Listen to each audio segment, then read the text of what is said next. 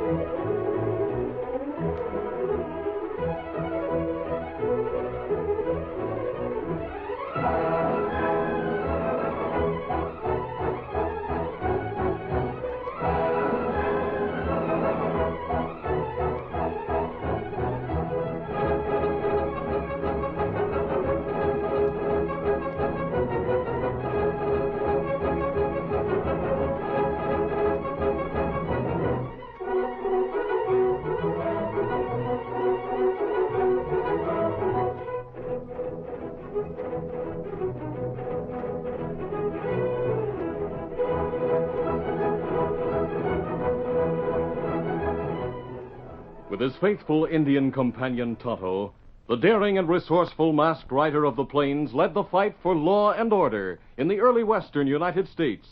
Nowhere in the pages of history can one find a greater champion of justice.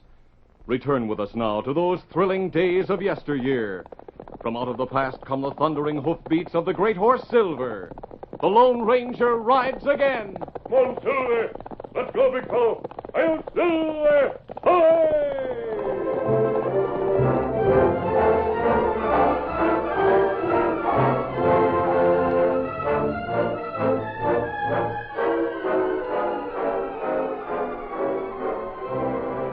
Tonto and Dan Reed, nephew of the Lone Ranger, were ready to return to the masked man's camp after picking up supplies in the once great gold mining center of Sundown. On a corner, the notorious Bonanza Cafe remained open for business, and there in the shade of a wooden awning, a noisy crowd was gathering, apparently attracted by the presence of a small boy and an aged man with the hair and beard of a patriarch. Tonto took in the scene and tensed. Dan, it looked like them fellers make fun of old man. Oh, boy. no, Tonto. The old man is entertaining them. He's Uncle Toby Miller, a famous character in these parts. I found out all about him yesterday when I was in town. Oh, him plenty old. He's 80 and blind. Once he was a prospector, but the desert sun and sand finally got his eyes. Now, what that little fella do? Lead him? That's right, Tonto. He's Lonnie. His folks died of cholera during the boom days. Uncle Toby has some land just out of town. It's worthless, but the cabin's comfortable. A kind-hearted Mexican woman looks after the housework. Well, how him entertain people? Come on, you'll see.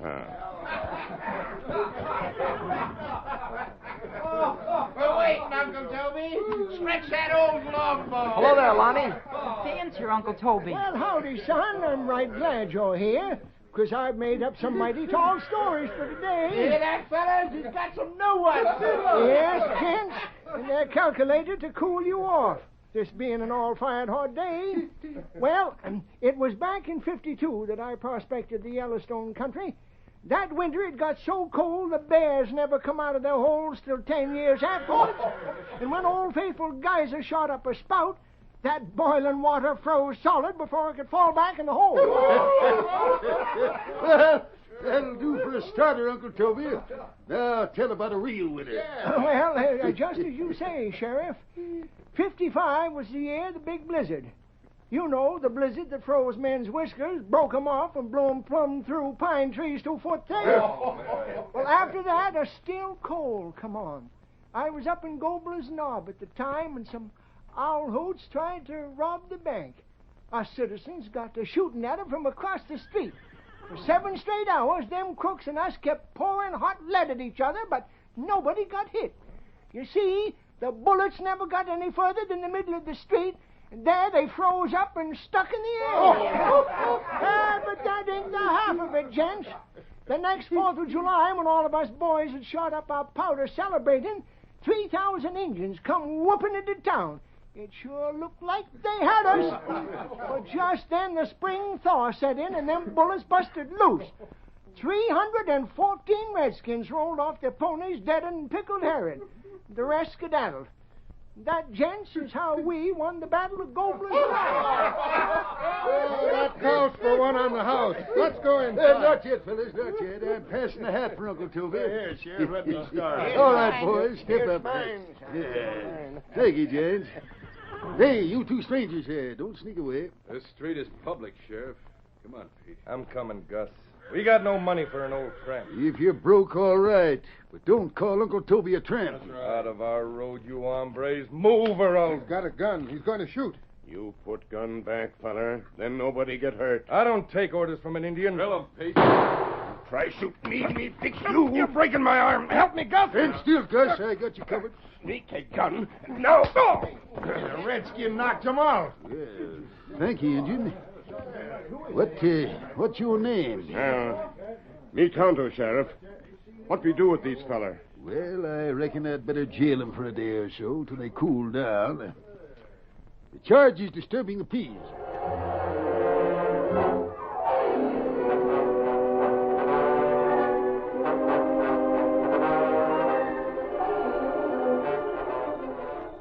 In camp that evening, Dan told the Lone Ranger all that had happened in Sundown. The masked man, busy with preparations for a renewal of their journey to another territory, listened in silence. Then, much to Tonto's surprise, started unpacking.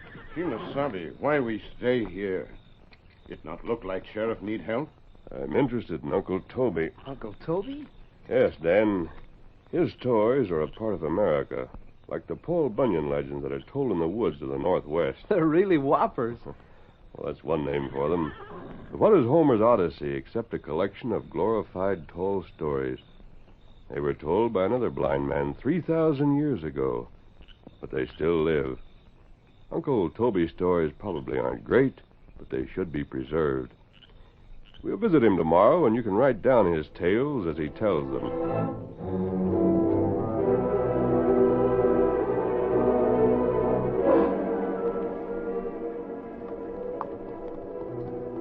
Early the next day, the Lone Ranger, Tonto, and Dan were in the saddle. The trail they followed skirted a desert where underlying rock formations frequently showed through a thin covering of sand, and test holes told of efforts to strike gold-bearing quartz. Such evidence of prospecting vanished as the riders neared town.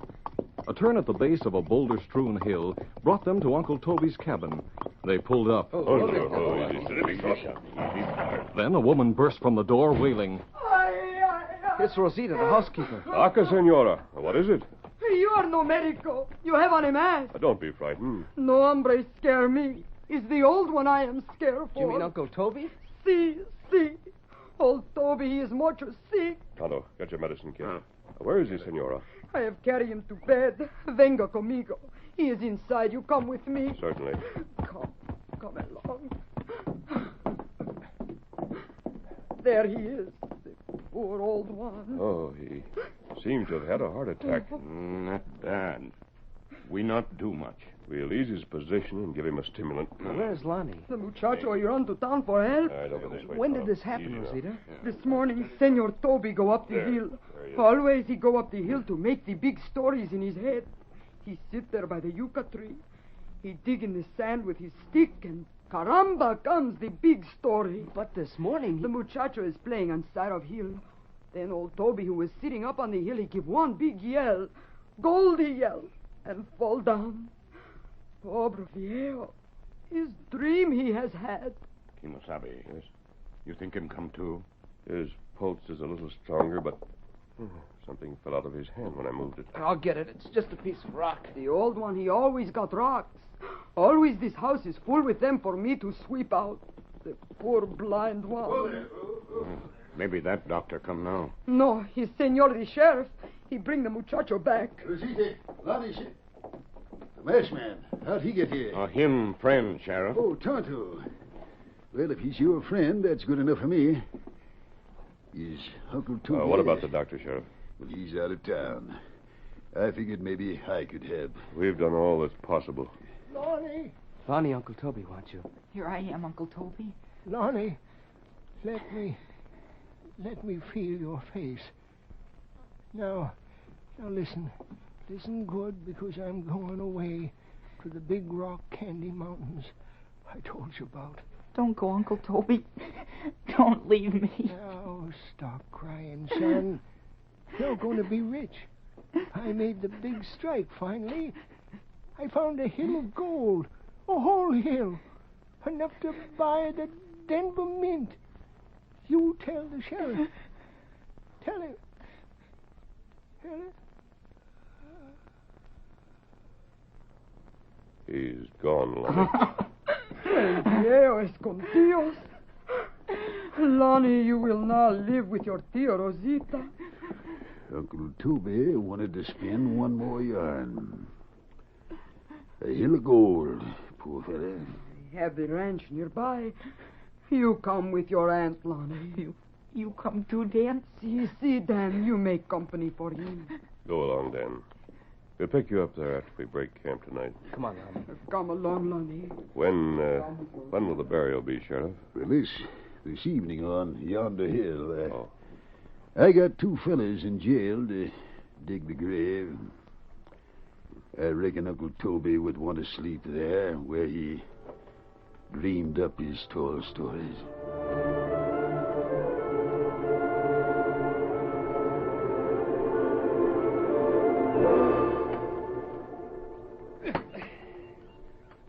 Yes, this is hard digging. Yeah. It's Hunter Blixen. That sheriff's got no heart. He left us here alone. We can dust out any time. Hey, you loco. He's holding our guns and horses. Anyhow, he promised to turn us loose for good after this job's done. It's a good thing you don't know we're fresh out of the pen and stole those horses and guns. We got him a long way from here. You'll never find out. It's funny, isn't it? Us having to fix a place to plant that old coot after getting jailed on account of him and his lies. Sheriff said he was still telling a big one when he kicked off. It's something about a hill of gold, wasn't it? Yeah. You know, I worked at a gold mine once. Yeah? This stuff we're shoveling out is rotten quartz. Yeah, notice this piece? Hey. What's biting you? This rock is chock full of gold. Sweet juniper. It'll run thousands of dollars to the ton. This was the hill the old man was talking about. But he lied so often nobody believed him. Let's dig out some more and then sell it and buy the place. Use your head, Pete. If we tried anything like that, everybody'd know about it. There'd be a gold rush. We'd end up without anything. Yeah, I didn't think about that. There are all kinds of shacks standing empty around sundown. So this place won't fetch much of anything unless people get wise. Yeah, but we're We broke. can pull a hole up. Let's get busy and fill up this hole. We gotta dig another where no good ore will show.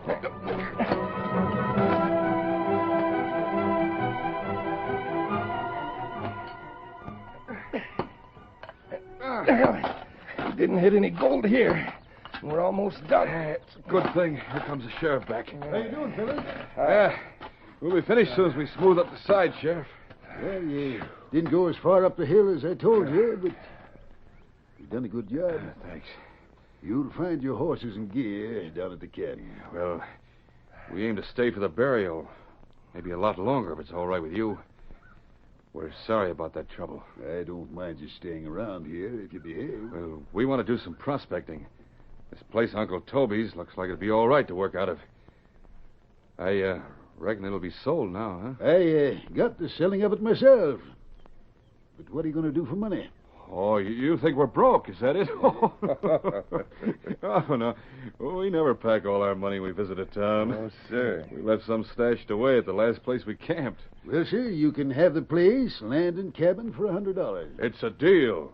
You get the papers fixed up, and we'll have the money for you in a day or two. Yes, sir, it's a deal.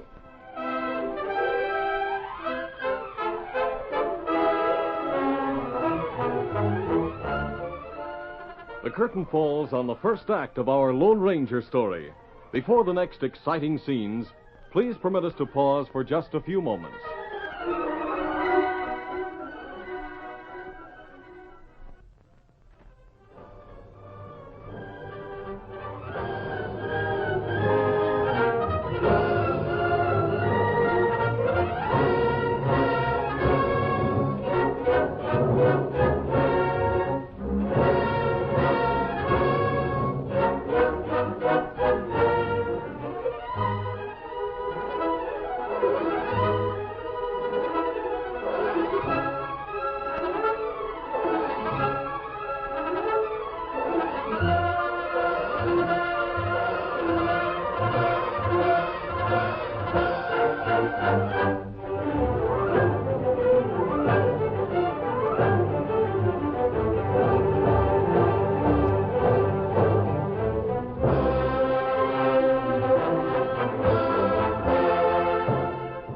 now to continue our story.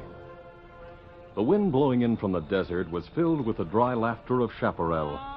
A burro brayed its farewell to the sun, and a coyote welcomed the coming night. Then silence fell on Uncle Toby's hill. Sheriff Lane and Rosita stood at the side of the grave with Lonnie and Dan between them. They were surrounded by old prospectors. In the background lurked the two outlaws. As they watched, one of the desert men shuffled forward. Sheriff, I got something here. Well, what is it, Hardtack? Here. It's some money us old friends of Toby raised for the young one.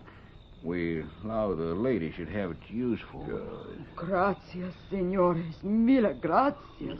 That's right kindly of you old-timers. Now, folks, since you asked me to say something, here goes. Uncle Toby was the most no-account fella in these parts. He went blind looking for things that weren't there. For years, he traipsed around the desert and never made a good strike. But he was always ready to shake the last mite of cash out of his poke for somebody who needed it. Yep, he'd have given you his last drop of water in Death Valley. His heart was a 24-carat nugget. Folks, gold is where you'll find it.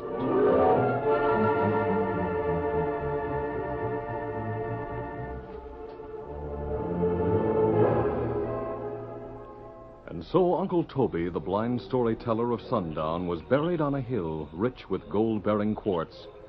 Knowing of the ore and needing money to buy the hill, the ex-convicts, Gus and Pete, planned to gain their ends through robbery. Soon after the last mourners had left the burial place, the outlaws were in the saddle. Gus, that Rosita woman's ranch is down this way. Yeah, I know. It'll be easy to find. Them old desert rats sure made it easy for us by donating that cash to her. Reckon there's enough of it? Oh, sure. Yeah, they just the same as bought another Comstock load for us. We're going to be millionaires, partner. Get up here. Get up. Get up.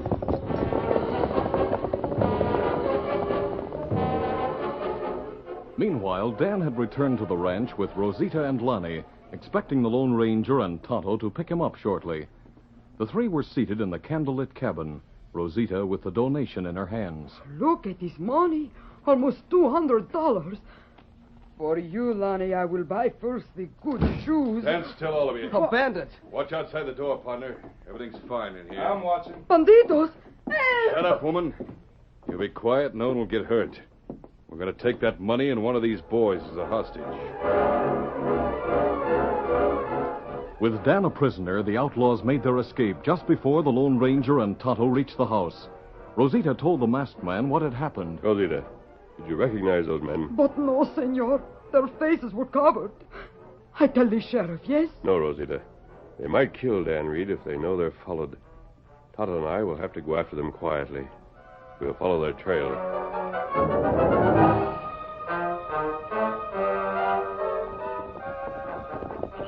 You think we're being followed? Stop and we'll listen. I don't hear a thing.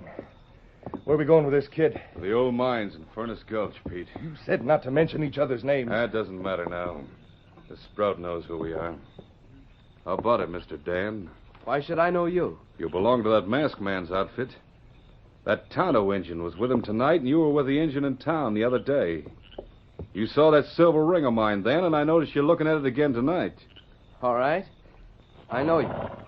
You see where that puts you, kid? We got to fix you so you'll never talk. My friends will hunt you down. Maybe. Maybe not. But anyhow, they'll never find you. What you got figured out for him, Gus? Use your head.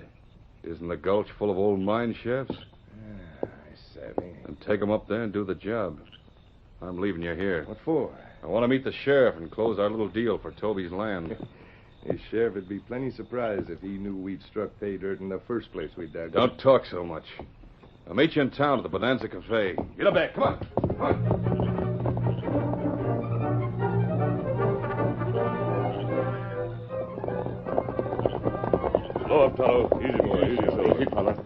press them too closely.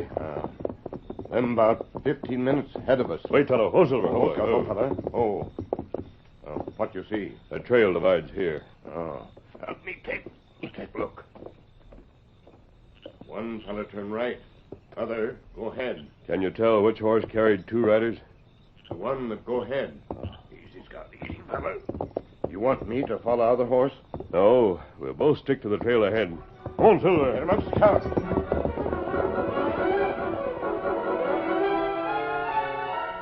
Scarcely able to lift its hoofs, Pete's mount stumbled with its double burden and staggered into Furnace Gulch the next morning. Without the guidance of his partner in crime, Pete had wandered off the trail, then goaded the animal over rough country at a killing pace. Even with the old mines in sight, he continued to spur the exhausted horse. Get up! Come on! Get on! Then the exhausted animal went down. The outlaw rolled free. At the same instant, Dan threw himself over the animal's head and landed erect and running. Pete scrambled up, firing wildly. I'll get you yet! Dodging and ducking, Dan dashed for cover while the outlaw pounded along a few yards behind, trying to reload his gun. Seeing that escape was cut off in one direction by the yawning mouth of a mine and in another by a vast pile of pulverized quartz, the desperate boy dashed up an ore chute. Too late he realized that it led into a hopper that stood high above the rusty remnants of an ore crusher. Trapped, he looked around for something with which to defend himself. Nothing here, not even a stone. Now I'll fix you, kid. It won't do you any good. Only $1 million worth. Look down the gulch. What? The masked man and Indian. I told you they'd come. I'll get both of them now. Inside and out of sight, you lie flat on the bottom. Lying flat in the hopper, Dan and his captor were able to watch the approach of the masked man and Indian through holes in the plank flooring. Pete pressed his gun against the boy's side. Not a move now. Not a sound. Dan's arms were under his chest, his fingers close to his shirt pocket. Nervously fingering the cloth, he suddenly became conscious that the pocket still held the chip of rock he had picked up in Uncle Toby's cabin. Slowly, breathlessly, he worked it out where he could drop it through a crack. Nobody go under here. Let's take a closer look. As the Lone Ranger and Tonto bent to examine the ground directly under Dan, he dropped the stone. Pete, watching at another crack, failed to see it fall, but it instantly caught the attention of the masked man. He retrieved it, and without looking up, gave his companion a meaningful glance. Tonto edged silently out of the range of vision from above. Long moments passed while the Lone Ranger continued to crouch under the hopper, apparently still engaged in a search for tracks. Then the sunlight that poured in through the chute opening was blotted out, and Tonto's shadow fell on Pete. The thief rolled over and his gun flashed up. You drop gun, Tonto. Try and make me a redskin? No, my arm! I've got his gun now, Tonto. You all right, Dan? Yes, but I wouldn't have been much longer. You'd got here just in time. It good thing you drop stone. Me slip up shoot, while that feller still look through hole. So that's how you did it, kid. I should have plugged you right off. Come on, fella. We go now. My friend won't see you.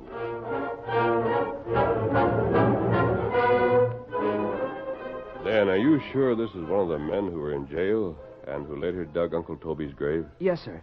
They started digging on top of the hill. They found gold. Then they filled in that grave and dug another. The other crook's name is Gus. One more question, Dan. Where did you get the piece of quartz you dropped from up there? Remember, it fell from Uncle Toby's hand. I picked it up and stuck it in my pocket. I didn't know it was quartz. I never looked at it. Do you have anything to say? I'm not talking. That won't matter. I know the whole story. Come on, we're going back to sundown.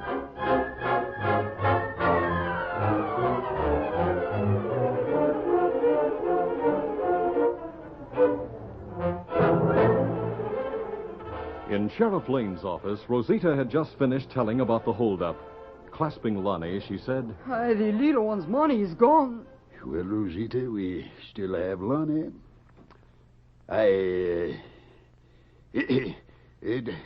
Don't you think it'd be nice for us to fix it so he could call us Pa and Ma? You are asking me to marry you, no? Yeah, don't laugh. Just tell me. But I am telling you, yes. Well, mister. I dug up that money we had cached. You got the deed that land fixed up? It's right here. All right, then here's your money. This will make up for part of what those Alhoos stole. Oh, it is the masked one. There's Dan. Now, give me that deed, Sheriff. I want to record it right away. Hold on to it, Sheriff. He's one of the bandits who robbed Rosita and kidnapped Dan. Tonto's bringing in his partner, Pete. So it was him, too. Take his gun. I'll keep him covered. Here we go. I got it. But this business don't make sense to me. Why did they want to stage a holdup and then use the money to buy worthless land? Here's the answer, Sheriff. This piece of quartz? Yes, look at it closely. You'll see where a piece of gold was dug out of it. There are still some flakes left. Yes, I see. That's what Uncle Toby had in his hand when he had his fatal attack. He'd accidentally found gold in the one place he had never looked when he had eyesight. Right on top of the hill where he always sat when he thought up his stories. Blind as he was, he knew from the feel of that ore he had finally struck it rich. The outlaws made the same strike while digging his grave on top of the hill. Well, if that don't beat one of Uncle Toby's own yarns, he was telling the truth about a hill of gold. Here comes Tonto with the prisoner. Dan, I'll shove on. You bring Tonto and meet me in camp. Right, sir. I'll be waiting for you. Now, hold on, mister. We owe you a lot. Big fella. Come through there. Doggone, I wanted to talk to him, to thank him. That's why you left. Lonnie, you're going to be rich. I'm going to have a ma and pa, too. I'll tend to him. Dan, you tell me, who is the masked man? Rosita, he's the Lone Ranger.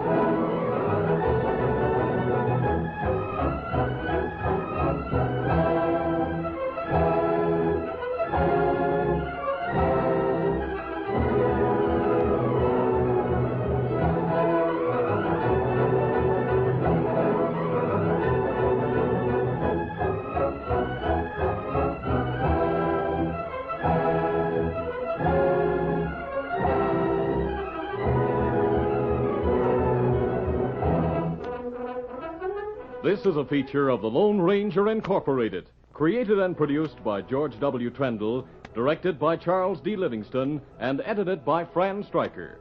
The part of the Lone Ranger is played by Brace Beemer.